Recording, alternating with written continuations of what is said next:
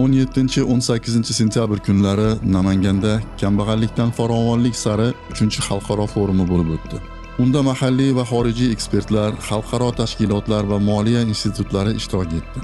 Anjumanning markaziy voqeasi Prezident Shavkat Mirziyoyevning nutqi bo'lib, unda global iqtisodiy beqarorlik va iqlim o'zgarishlari fonida O'zbekistonning kambag'allikka qarshi milliy modeli tahlil qilindi hamda kelgusi strategiyalar belgilandi. Biz ushbu forum tafsilotlari va o'rtaga tashlangan yechimlarga to'xtalmoqchi emasmiz.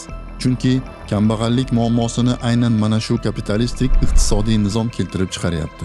Muammoning bosh sababchisi shu tuzumning o'zi ekan, unda qanday qilib to'g'ri yechimlar kelib chiqsin?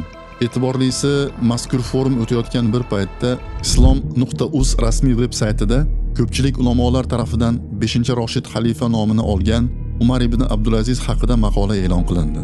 Ma'lumki, u o'zining o'ta qisqa melodiy 717-719-yillar boshqaruv davrida iqtisod jihatidan olganda kambag'allikka tamoman barham bergan adolatli xalifa bo'lganligi bilan mashhur.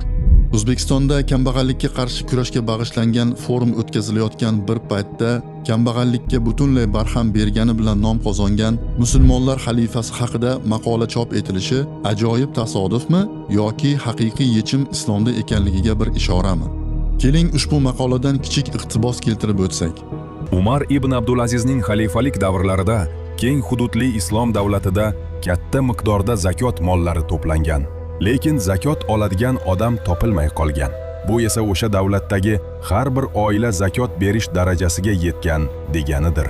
Shunda ulamolar yig'ilib, to'plangan zakot mollarini Allohning yo'lida degan bandga muvofiq Afrikada islomni tarqatish ishlariga sarflash kerak degan fatvo chiqarganlar. Mulohaza qilinadigan bo'lsa, shu qadar katta hududga ega bo'lgan davlatda zakot olishga haqli odam topilmasligi nodir holatdir. Bu mazkur bepoyon davlatda istiqomat qiluvchi barcha odamlar yil davomida 85 gram tilla miqdoridan ziyod jamg'armaga ega bo'lgan deganidir.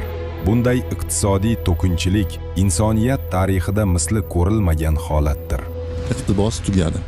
Ha, mana shu tarixiy haqiqatni hech kim inkor qila olmaydi. Biroq shunga qaramay, barcha muammolarga, jumladan kambag'allikka ham barham beruvchi Allohning buyuk ne'mati bo'lgan islom nizomini tatbiq qilishdan mana shu hukumatlar qasddan bo'yin tovlayapti. Shuning uchun ham ularning kambag'al, yo'qsil odamlarga yordam berishga chin dildan va xolis niyat bilan e'tibor qaratayotganiga shubha gumon qilishga haqlimiz.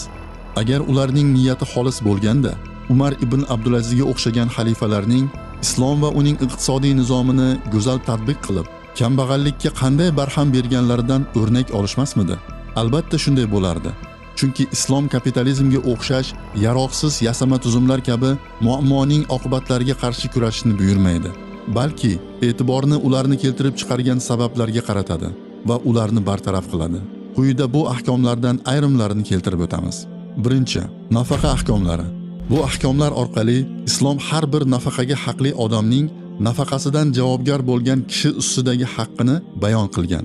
Misol uchun, otalar zimmasidagi farzandlar nafaqasi, farzandlar ulg'ayganida ularning zimmasidagi ota-ona nafaqasi, er zimmasidagi xotin nafaqasi va hokazo kabi. Ikkinchi, meros ahkomlari. Bunda islom ochiq-oydin belgilagan qonunlarga muvofiq har bir merosxo'rga merosdan o'z nasibasini kafolatlagan. Uchinchi, omma mulki ahkomlari. Bunda ayni mulk tushumlarini insonlar ehtiyojlariga infoq qilinadi. Ta'lim, sog'liqni saqlash va kommunal xizmatlar kabi. To'rtinchi, davlat mulki. Bu mulk doirasida kambag'allarga ular o'zlaridan kambag'allik sifatini daf etishlari uchun ma'lum mablag' beriladi. Beshinchi, muzorabaga ixtisoslashgan shirkatlar ahkomlari. Bu shirkatlar orqali mablag'i bo'lmagan shaxs ma'lum ishlab chiqarish shirkatining egasiga aylanadi. Uning shirkatini mablag'i bor shaxs moliyalashtiradi. Oltinchi, yerni ijaraga berishning haromligiga, balki yeri bor shaxs unga ekin ekishi yoki birodariga berishiga oid ahkomlar. Yettinchi, molni xazina qilib saqlashning haromligi ahkomlari. Bu bilan ish topa olmayotgan shaxslarni ish bilan ta'minlovchi loyihalar bo'yicha mablag' yotqizish farz bo'ladi. 8. Sudxo'rlikning haromligi to'g'risidagi ahkomlar. Bu ahkomlar bozorda ishlab chiqarish aylanmasidagi pulning yetarli bo'lishini ta'minlaydi. 9.